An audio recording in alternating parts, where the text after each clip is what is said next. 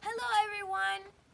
Welcome to another video, and today we are going to teach you, Cricket, stop it! How to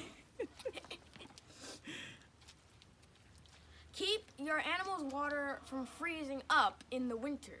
So what you have to do, the steps are really easy. You get an empty bottle, which we have here. Doesn't matter what size it is, as long as it can fit in the bucket.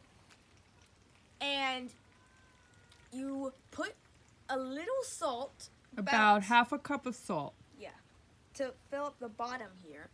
And then you fill it up with just regular water. It can be sink water, it just needs to be water. Then we have our buckets.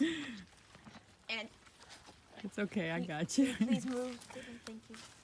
And you put it in. It will float though. And then your animal's water will not freeze up. And your animals can drink happily, as long as your animals don't knock it over. Well, thanks for watching and see you soon. Remember, love and kindness is always free. Bye! Bye.